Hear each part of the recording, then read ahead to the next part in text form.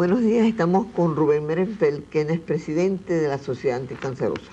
Ustedes han oído hablar mucho de él porque hemos tenido el famoso maratón, el famoso programa donde todo el mundo da todo lo que puede para luchar contra el cáncer. Unidos contra el cáncer. Unidos contra el cáncer. Pero resulta que además es un gran divulgador. Y si algo da terror, porque no lo conocemos, y todos lo tememos, y las estadísticas son cada vez mayores, es el cáncer.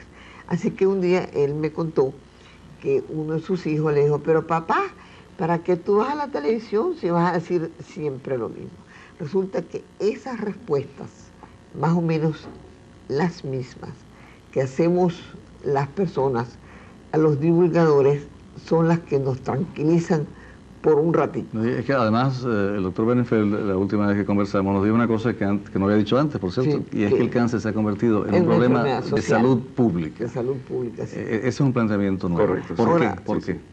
Bueno, porque hasta hace algunos años, un par de décadas, porque al fin y al cabo en salud pública no se cuenta por años, sino por décadas, habían otras enfermedades que ocupaban lugares importantes como causa de muerte o incidencia. Existía el paludismo, existían enfermedades infecciosas, la tuberculosis y otras enfermedades. Ahora, todas estas enfermedades son consideradas y eran consideradas como enfermedades de salud pública. O enfermedades por la incidencia por grande. la incidencia y por el volumen pues, de pacientes de muerte. Ahora bien, todas estas enfermedades han sido controladas o están siendo controladas. La tuberculosis prácticamente está desapareciendo. Todavía existe, pero ya no en la escala en que representaba décadas atrás. Las enfermedades infecciosas. Antes la gente se moría de pulmonía doble. Hoy en día eso es extraño que alguien pueda... De manera que por eso que el cáncer se ha convertido en un problema. Las otras enfermedades han ido decayendo, mientras tanto que las enfermedades degenerativas han ido subiendo, entre ellas el cáncer, y por eso, por su alta incidencia... Subiendo porque la gente vive más tiempo. Por dos motivos. Primero, porque las otras enfermedades han ido desapareciendo, y segundo, porque la gente vive más. El promedio de vida ha aumentado enormemente. Del año 45, del año 50 hacia acá, podemos decir que el promedio de vida ha subido de 48, de 50 años prácticamente a 68, a 70 probablemente. Quizás en la mujer un poquito más que en el hombre. De tal manera que nosotros alcanzamos ya a los niveles de promedio de vida. Las mujeres viven más que los hombres. Las mujeres viven más que los hombres. Ah, qué buena eso es lo que tú dices es muy interesante. Entonces, al vivir una persona en vez de 50 años, 70, esos 20 años adicionales son años de riesgo de cáncer. Años de mayor riesgo de cáncer, puesto que no le va a dar raro una gastroenteritis, raro una pulmonía, todas esas cosas serían combatidas y las otras más difíciles. Exactamente. ¿Cuál es la incidencia del cáncer en Venezuela?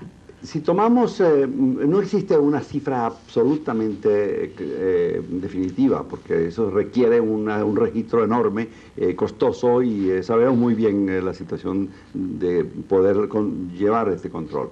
Sin embargo, si aplicamos el promedio que señala la Organización Mundial de la Salud, o sea, entre 100 y 200 casos por 100.000 de población, si tomamos el promedio, son 150, y lo aplicamos a la población de Venezuela, o sea, 150 casos nuevos por año, por 100 de población total, y si tomamos en cuenta que Venezuela tiene aproximadamente unos 15 o 16 millones de habitantes, multiplicando estas cifras, nos da aproximadamente entre 25 y 27.000 nuevos casos, o casos nuevos de cáncer por año. Por año. De los cuales, hoy en día... Esos son los detectados. Los probables. Los que se presentan, o los probables... Según la estadística, pero la estadística debe ser más bien optimista, engañosa, en el sentido siguiente. Hay tipos de cáncer en Venezuela, eso lo sé porque tú me lo has contado, que son más frecuentes que en otros países. Claro. El cáncer de la mujer en el cuello de la matriz de la mujer es común en Venezuela, no existe en Israel. Claro, existe también en Israel, pero en una frecuencia mínima, muy relativa. Entonces esas estadísticas mundiales deben ser cortas con relación a Venezuela. Correcto. Si tenemos lo siguiente, en Venezuela tenemos más incidencia de cáncer del cuello de la matriz en la mujer. Sin embargo, también en los últimos 15 años ha ido declinando, porque los programas educativos, los programas, digamos, de enseñanza médica, las clínicas de control prenatal, la cantidad de consultas de ginecología, el médico consciente hoy en día de que tiene que hacerle un examen citológico a la mujer. La mujer muy consciente que va al consultorio médico o al dispensario y dice, doctor, quiero que me hagan un Papa Nicolau o una citología vaginal. Eso ha hecho que se diagnostiquen enfermedades precancerosas, cambios celulares precancerosos, displasias, forma de cervicitis, y que se tratan a tiempo. Entonces ya esa señora seguramente no va a tener cáncer. O también puede hacer el caso de que se descubra una lesión de comienzo. Y la puedas curar. Y entonces en esa etapa logramos curarlo en un 92 o un 95%. ¿Y cuál es la mortalidad del cáncer en Venezuela? Calculamos que se mueren en el país aproximadamente unos 12.000 o 13.000 pacientes por año. De lo que un poco menos de la mitad. ¿Y eso en comparación con otros países es alto o bajo? Bueno, es igual a los países en desarrollo, donde las estadísticas son relativas, donde realmente, digamos, recopilamos datos, pero no tenemos un... ¿Y las curaciones? Bueno, las curaciones en Venezuela actualmente se cura el 55% de todas las formas. Fíjate que todas esas cifras que tú has dado son compatibles, ¿no? Si hay unos 30.000 nuevos casos por año, y si hay unos 15.000 muertos por año, y hay la mitad de curaciones, o sea que la mitad de los casos se curan, más o menos son compatibles las tres cifras, ¿no? Ahora, del otro grupo que no se cura, no todos fallecen ese año. Ese 45% que no se cura. No todos fallecen ese año. Entonces, naturalmente, tenemos un número de pacientes de cáncer que viven, muchos una vida útil, otros en cambio una vida desafortunadamente no agradable y con problemas. Sí. Y si acumulamos este número de pacientes de cáncer del año pasado, del año antepasado, de hace 5 años más los que tenemos este año, tenemos en este momento en el país una cantidad de pacientes con cáncer, algunos, repito, en condiciones tolerables, otros en condiciones realmente, digamos, penosos, y que son los que causan toda la problemática que estamos viviendo en los hospitales. Usted vieron en la prensa ayer que el Instituto Oncológico Luis Racetti está viviendo una crisis porque los quirófanos no funcionan, porque el hospital no está funcionando. Ese es el único hospital que tiene el gobierno, el Estado, el Ministerio de Sanidad en Caracas. Y ese poco de dinero que ustedes recogen, por supuesto, es una maravilla porque es de todos para todos, pero no les sirve para las grandes cosas. Bueno, sirve para el Hospital Padre Machado fundamentalmente, que afortunadamente tiene una administración independiente. Usted sabe muy bien que está siendo atendido por monjas en la parte en la parte de personal auxiliar, está siendo atendido por personal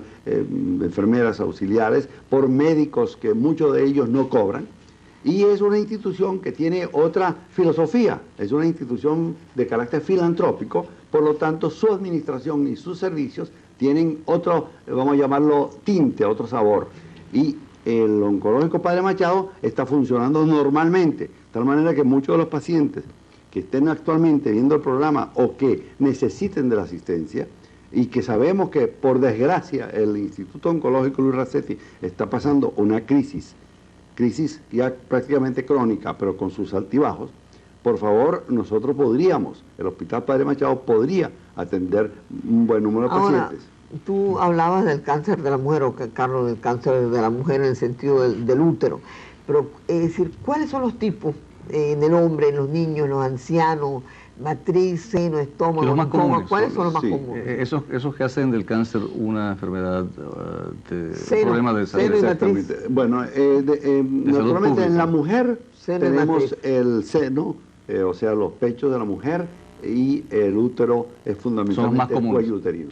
Sin embargo, a medida que la mujer también va llegando a edades un poco más altas y no tiene por afecciones de cuello uterino, o bien porque tiene controles ginecológicos, o bien tiene condiciones de higiene mejores, hay una forma de cáncer nueva, que no es nueva, sino que está apareciendo ahora con más frecuencia, que es el cáncer del endometrio, de la cavidad del útero.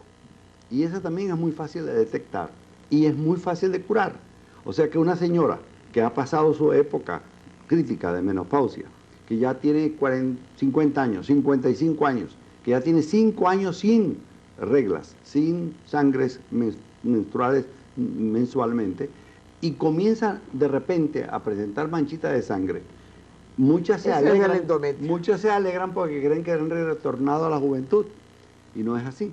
Desafortunadamente significa que tiene algún trastorno interno en el endometrio que tiene que ser examinado. Rubén, y antes de preguntarte sobre formas de prevención, de detección precoz y de prevención y de curación, dinos también, en el caso de los hombres, ¿cuál es el cáncer más común del hombre? En el caso de los hombres, primero en Venezuela, sumando ambos, mujeres y hombres, el cáncer del estómago. El estómago. Es el más común. Suman en ambos suman más del 12% de la incidencia de cáncer. Y afecta, cosa curiosa, más a los hombres y mujeres. ¿Y el síntoma de eso? La gente tiene dolor de estómago. Eso es una etapa tardía. Ya una etapa tardía. Digo, afecta más a las regiones rurales. Y ustedes me dirán, bueno, ¿por qué? Estamos investigando. Hay un trabajo experimental que hizo la Sociedad Anticancerosa con el Hospital de Coro. En el Japón el cáncer del estómago es muy frecuente y se atribuye a la dieta. Es muy frecuente. Se atribuye al régimen alimenticio que ellos tienen.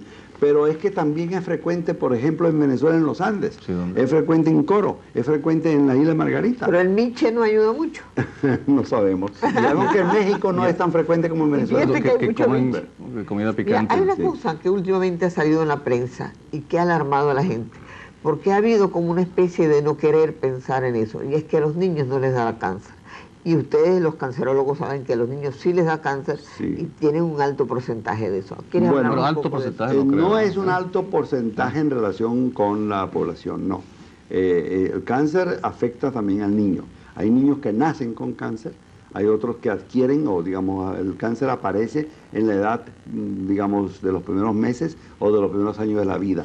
Por ejemplo, los tumores del glóbulo ocular, los tumores del cerebro, algunos tumores del riñón, el tumor de Wilms, que pero la incidencia es muy Pero escasa. En realidad la incidencia global es baja. Sí. Ahora, entre las enfermedades de los niños y entre las causas de mortalidad infantil, eso es otro aspecto de la estadística, ya entonces el cáncer va ocupando un lugar alto. Antes los niños morían de disentería, de pulmonía, de otras enfermedades infectocontagiosas. Hoy en día se curan de esas enfermedades, pero existen, o sea, este concepto es muy importante, es decir, que no es que hoy en día dé más cáncer, sino de que las otras enfermedades han retrocedido, y entonces cuando alguien se enferma, pues es de esta enfermedad, cuando antes otra enfermedad mucho más común lo hubiera matado antes.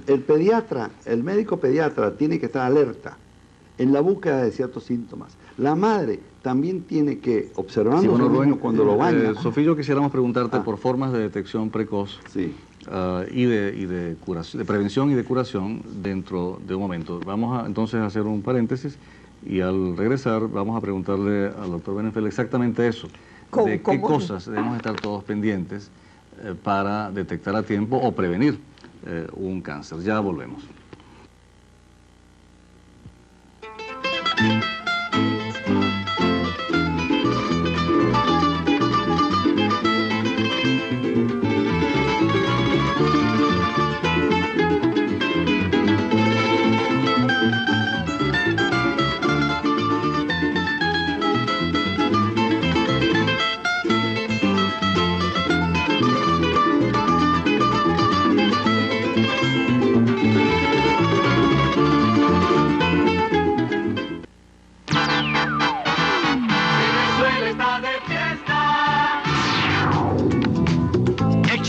La pantalla este sábado sensacional con la mayor constelación de figuras reunidas en un solo programa celebrando los 21 años de Venevisión. La fiesta de las estrellas. Con Camilo Sesto en persona. Sí, el extraordinario cantante Camilo Sesto encabezando la mayor fiesta del año. Bertín Osborne. El astro español que conquistó a Venezuela en persona. Paloma San Basilio. La gran cantante de Evita en persona. Laura Branigan, la creadora de Gloria en persona. Maciel, la gran artista hispana en persona. Y Al Carney, el Steve Carrington de Dinastía, también en persona. Una gigantesca constelación de figuras. Nunca antes tantas estrellas habían estado juntas y en persona. La pantalla explotará este sábado sensacional con Amador y la gran fiesta de las estrellas. Venezuela está de fiesta. Venevisión.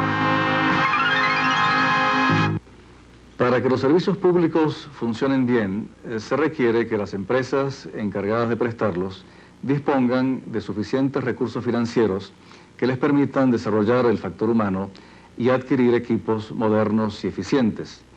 El usuario está consciente de que para poder recibir un buen servicio es preciso pagar por él un precio justo.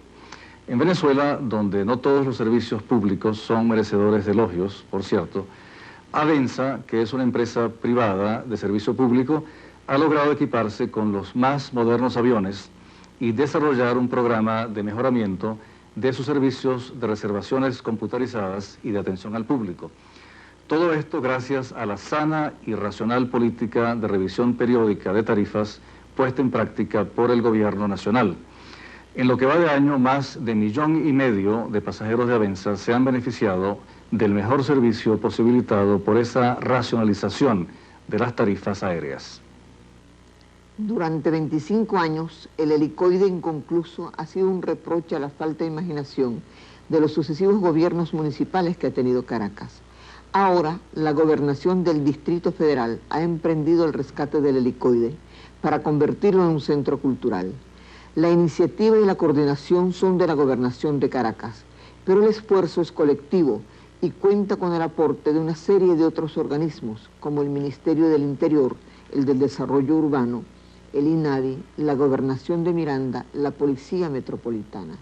De manera que cuando sea inaugurado el helicoide rescatado, habrá sido un logro del gobierno nacional para la capital de Venezuela, Caracas. Todos tenemos una tendencia enteramente natural a no fijarnos en las cosas que funcionan bien. Por eso, dentro del complejo de servicios públicos que recibimos los venezolanos, muchos de los cuales dejan bastante que desear, nos fijamos relativamente poco en el servicio eléctrico, que es muy bueno. Si llega a fallarnos, desde luego, si hay un apagón, nos quejamos con mucha razón. Pero el resto del tiempo perdemos de vista el inmenso esfuerzo humano y la enorme inversión de recursos necesarios para traernos a domicilio o a nuestro sitio de trabajo la forma de energía de apariencia milagrosa que es la electricidad. La electricidad invariablemente nos da más de lo que nos cuesta y puede costarnos menos todavía con solo no malbaratarla. A las mamás lindas desde el mundo de Chico. Aquí los sabios consejeros escribieron sus fórmulas y se creó el champú Chico, sedoso, perfumado, el champú Chico. Es suavecito. ¿Y la colonia? Sí, también la colonia Chico, con el delicado aroma para el bebé. Es suavecita. Todo con el amor de Chico. Cosméticos Chico para bebitos lindos, hechos con amor para su bebé. De Luis Mendoza y un servidor de ustedes, Antonio Adolfo Aray, para llevarles toda la información del tránsito desde muy temprano. Comenzamos ya a ver la situación del tránsito y podemos observar que en el día de hoy hay un muy fuerte smog por el centro de la ciudad. Está sumamente congestionado eso de smog. Uno mira eso con muchísimo dolor mientras ve da los partes de los boletines de tránsito, porque vemos cómo se va contaminando nuestra preciosísima ciudad. La autopista del Este está muy congestionada, a pesar de que el tránsito fluye con bastante normalidad aquí a nivel de la Plaza Venezuela. Vemos como la entrada a la Universidad Central de Venezuela está sumamente congestionada. Ustedes pueden entrar la cantidad de vehículos que hay entrando por la Plaza Venezuela. Y también podemos observar como a nivel del Paseo Colón hay un fuerte bloqueo debido al embudo que se forma, porque fíjense ustedes, cuenten los canales que hay a nivel de la Plaza Venezuela. Fíjense que hay 3 vías. Las vías que bajan son 2 canales, la del puente de arriba son 3 canales, por el otro lado a su mano derecha son 4 canales. Así que imagínense la clase de embudo que se forma y por supuesto esto se refrena muchísimo al entrar a la Universidad Central de Venezuela. Antes de darle el pase al estudio, quiero sí recomendarles, por favor, que todas aquellas personas que no tengan su identificación en regla para poder entrar al recinto universitario, por favor no pasen por ahí, porque lo que ocasionan es que se refrene la marcha y se ocasiona un gran congestionamiento de vehículos a todo lo largo y ancho de la autopista que va desde Caricuao hacia la Plaza Venezuela. Y con esta información del tránsito, vamos a dar nuevamente el pase a nuestros estudios. ¡Adelante, estudios! Mi compañía arrancó con un solo hombre. Yo trabajé duro con el firme propósito de crecer. Mi punto de apoyo fue el Banco Provincial. Financiamientos, cartas de crédito, pagarés. Junto con el Provincial, transformé mi pequeña industria en esta gran empresa. Sea cual sea su negocio, con semejante apoyo, usted sale adelante. Por eso mi banco es el Provincial. Banco Provincial, su punto de apoyo. Gracias por no fumar. Eso no lo dice el doctor Rubén Merenfeld, sino lo dice todo el mundo hoy día consciente. Gracias por no fumar, y por supuesto en boca de Rubén Merenfeld, presidente de la Sociedad Anticancerosa, tiene mucho más sentido porque fumar es dañino. Y vamos a, en el tiempo que nos queda del programa, a hablar de la prevención y la detección precoz del cáncer. ¿La prevención sería cuál? Prevención sería evitar que una enfermedad se presente. Los conceptos generales, ¿cuáles serían? Sería que evitar que una enfermedad se presente. Cuando nosotros decimos gracias por no fumar o recomendamos a la gente no fumar, eso son medidas de prevención, porque con ello evitamos no solamente el cáncer pulmonar, sino evitamos otras enfermedades cardiovasculares, pulmonares de otra índole, el enfisema pulmonar, problemas gástricos, problemas hasta de la vejiga. Eso se llama prevención. A la detección precoz, en cambio, significa la búsqueda de la enfermedad del cáncer en su etapa inicial. Eso significa... Pero eso se le enseña hoy día a los médicos que salen del Vargas o de la Racetti, que de repente no han tenido contacto ni siquiera con un enfermo o con un muñeco, de ver cómo es, en qué parte de repente pueden detectar un cáncer. Bueno, en las clínicas médicas, clínicas quirúrgicas se enseña. No se enseña suficiente, y esa es una de las críticas que la Academia de Medicina en todas las sociedades científicas se hace. Por eso es que ustedes leen en la prensa tantas conferencias y tantos congresos médicos que se realizan durante el transcurso del año. Eso tiene por finalidad formar, agregarle, complementarle al médico la información científica al día sobre los diferentes adelantos que hay, en este caso, en el caso de cáncer. Por ejemplo, en caso de diagnóstico de cáncer de cuello uterino, ya hablamos de la citología. En caso de la mama, el examen de mama, que se debe hacer, el autoexamen del seno, la mujer se puede examinar ella misma, pero previamente el médico tiene que explicarle cómo hacerse ese examen. El estómago, por ejemplo, anteriormente, y ya lo he dicho en otras oportunidades, los cánceres, la gente que venía con cáncer del estómago venía en casos avanzados. Hoy en día, debido a la ¿Pero cuáles serían los síntomas, por ejemplo? Es que no tenemos que esperar síntomas. Pero habría que hacerse un examen. Digo, debiéramos hacernos un examen médico para el estómago, por ejemplo, cada 3-4 años. ¿En dónde puede la gente hacer eso y además que no le cueste una fortuna? Bueno, si la gente tiene sus medios económicos, eso no es problema, eso lo arreglan a su médico. Si la gente no tiene medios económicos, la Sociedad Anticancerosa, el Instituto Racetti, tantos otros hospitales disponen de equipos de gastroscopia, gastrocámara, de rayos X que permiten el examen del estómago en su interior. ¿Dónde está eso? Pero eso mira, Rubén, eso no es así, porque la gente viene y dice, ¿qué médico lo mandó? Y entonces dice, ay, doctor, es que usted sabe que yo por prevención, entonces, ay, por prevención no hay sitio. No. Eso depende, bueno, eso habría que saber qué sitio se refiere y criticarlos. Pero la clínica de prevención del cáncer, por ejemplo, creo que acá aparecen en los folletos, en algunos folletos aparece la lista de las clínicas en Caracas, las clínicas del interior del país. En Por la Mar tienen un equipo de... ¿Y esas clínicas deben atender a cualquiera que se presente y decir yo quiero un examen? Deben, claro está, de acuerdo con el cupo, le hacen su cita, le hacen su historia y le hacen su examen. Y le digo que he tenido oportunidad de ver cómo se hace ese examen, yo mismo me lo he hecho. A ver, si la gente va a tiempo y no tarde, como suele ocurrir, sí, ¿cuál podría ser el porcentaje de curación en vez de 45%? Vamos en este caso a tomar las estadísticas que dieron los japoneses en el Congreso de Cáncer. Si el cáncer del estómago prácticamente era incurable, en su etapa inicial de varios milímetros que se puede descubrir con el endoscopio, o con el estudio radiológico complementario, podemos alcanzar a curarlo en un 80%. De tal manera que las probabilidades de curación hoy en día son mucho más siendo más problemático. El seno, antes nosotros no curábamos ni una de cada 3 mujeres. Hoy en día se curan por lo menos, diría yo, un 65 al 70%, quizás hasta el 80% de las mujeres. ¿Por qué? Porque la mujer hoy en día tiene más conciencia sobre el problema. Ella misma se examina, ella va donde el médico. No importa que ella fastidie, lo importante es que ella sea examinada y que el médico, examinándola con las manos y con los métodos auxiliares, como son mamografía, como son las serografías. Entonces le permite... Es cierto que un método médico, nuevo, hablo un minutico rápidamente, es lo que es la serografía. La serografía es un método, una variante de la mamografía que se hace con el método Xerox y que permite una imagen... mucho más exacta. Da una imagen estructural de los tejidos más clara. Rubén, y ya para concluir, para prevenir y para detectar el cáncer del cuello de la matriz de la mujer, ¿qué debe hacer toda mujer? Fundamentalmente examinarse con el médico, fundamentalmente. ¿Con qué frecuencia? Al principio con cada año, pero si la encuentra bien, si su citología sale normal, no necesita hacerse examen cada 6 meses. Puede hacérselo cada año, puede hacérselo cada 2 años o hasta cada 3 años. Todo depende del nivel intelectual, cultural, del grado de higiene higiénico y de la capacidad de la persona de saber cuál es su estado actual y de cumplir con estas consultas de acuerdo con la recomendación Yo creo que médica. con el caso de Rubén Merenfeld tenemos que dar las gracias porque en divulgación médica, que es la más delicada, porque es la que nos toca todo, lo primero es no hacer daño. Primum non nocere.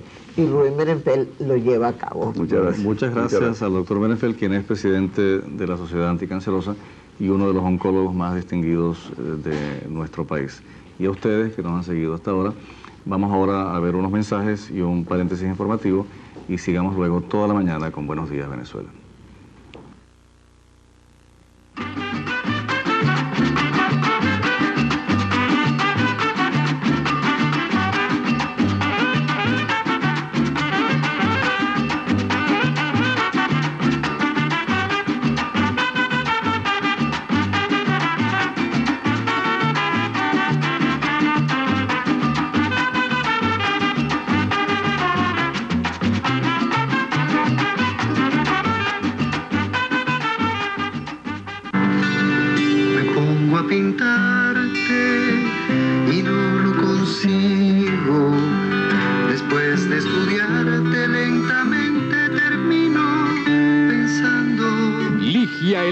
Con Álvaro Berzi y Guillermo Dávila esta noche a las 7:30 después de El Derecho de Nacer. Venezuela está de fiesta con Venevisión.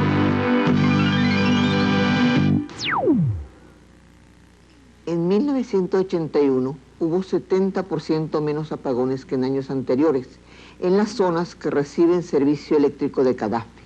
Eso se debe a obras concretas de inmensa envergadura realizadas por Cadaspe, las tercera y cuarta unidades de Planta Centro, el avance del complejo hidroeléctrico Uribante-Caparo, la construcción de 10 nuevas subestaciones que transforman la energía de gran voltaje en electricidad de servicio doméstico, 15 unidades de turbogás y obras de electrificación rural que llevaron el servicio a más de 195 pueblos y caseríos con 580.000 habitantes. Son hechos concretos que demuestran la voluntad firme de hacer las cosas que tiene Cadaspe, la empresa de energía eléctrica del Estado venezolano. Este año se cumplió el 20 aniversario de la primera colada de acero en el horno número 1 de Sidor, nuestra gran empresa nacional siderúrgica. Esa primera colada de acero en Sidor fue el inicio del aprovechamiento integral de los recursos de nuestra Guayana, el mineral de hierro del Cerro Bolívar, el potencial hidroeléctrico del río Caroní, el gran caudal de agua dulce y la navegabilidad del Orinoco, que hace de Ciudad Guayana un puerto de mar. Y esto para agregarles valor a esos recursos aquí en Venezuela y crear empleo con ellos aquí en Venezuela, en lugar de seguir exportando materias primas sin valor agregado. Hoy como ayer, Sidor sigue siendo uno de los pilares de la modernización de Venezuela. En el mundo financiero y comercial de hoy, Banco Latino proyecta Venezuela. asociado a grandes bancos de Europa y América Latina, el Banco Latino cuenta con corresponsales en todo el mundo. El Banco Latino proyecta Venezuela por el volumen de sus operaciones, la especialización de sus ejecutivos y más de 30 años de experiencia. Banco Latino proyecta Venezuela.